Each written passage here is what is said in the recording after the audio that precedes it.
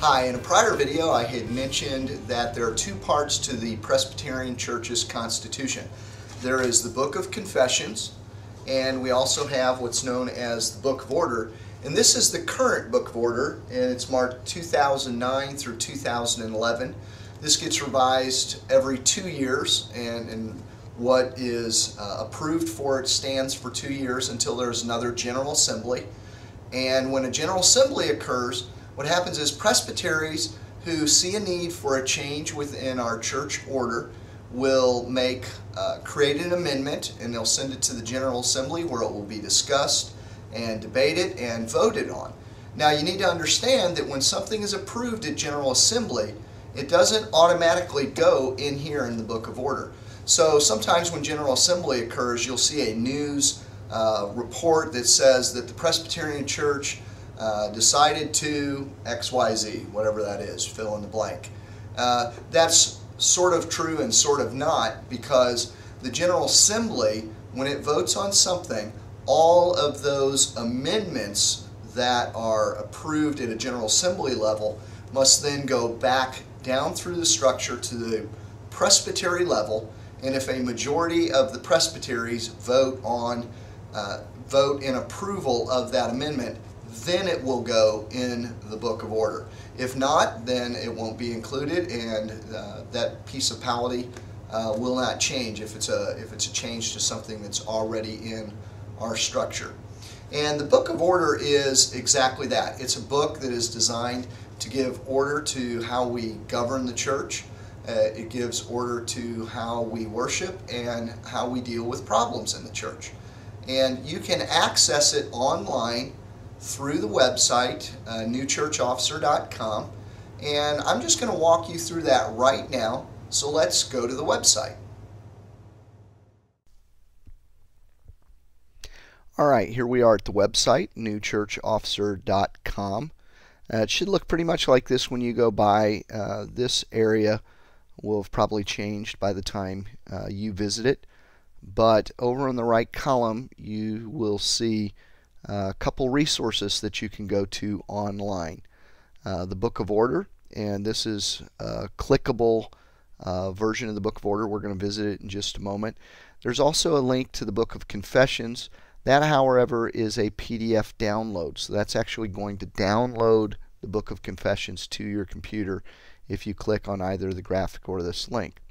Whereas the Book of Order, let's just click on it. It will take you to a website where you can access the Book of Order online. Now I want to explain to you the three major sections of the Book of Order: the form of government, directory for worship, and rules of discipline. And then I want to explain to you the referencing numbers, which you'll see over here in the right column. And we also want to talk about language that is important for you to understand to properly understand the Book of Order. So let's start with the three sections. The first section is the form of government, and that's right here. The form of government lays out things that have to do with how we run the business of the church, if you will. For example, if you want to know how someone becomes a member, you could come here and look under the church and its members. You could go to that section, and you could skim down through and you could find out exactly how someone joins. You could find out what to do if they hadn't been baptized before, if they were reaffirming their faith, if they were transferring here from another church. All of those kind of questions would be answered in this section, the meaning of membership. You'll notice that the reference numbers for sections under governance all begin with G. The second section, directory for worship, numbers all begin with W. These all of the things in here explain how we do worship and why we do worship the way that we do. So for example, let's look at time, space, and matter. Sabbath, Lord's Day. There's a section on when Christians worship and why. the Word and Sacrament and the role that that plays in worship, what daily worship would look like, the relationship of prayer and Scripture, explanation of the church year, and a lot of different things in there about the physical aspects of worship. Similarly, if you had a question around sacraments, you could come to, for instance, the Lord's Supper, and you could look in there and it would explain what we believe about the sacrament of communion. For example, the Lord's Supper is the sign and seal of eating and drinking in communion with the crucified and risen Lord. And it goes on to explain that more deeply. You can also look in there and it would give you a sense of when and how we observe it. For example, Lord's Day is to be observed on the Lord's Supper is to be observed on the Lord's Day in the regular practice of worship and in a manner suitable to the particular occasion and local congregation. It's appropriate to celebrate the Lord's Supper as often as each Lord's Day. So in other words, it's something that should be done during our regular worship, and we could do that every week if we wanted to. If not, we do need to be sure that we celebrate it regularly and frequently enough to be recognized an integral part of the service. So there's an example of something from the Directory of Worship. Lastly, rules of discipline. You'll notice all the reference numbers begin with D.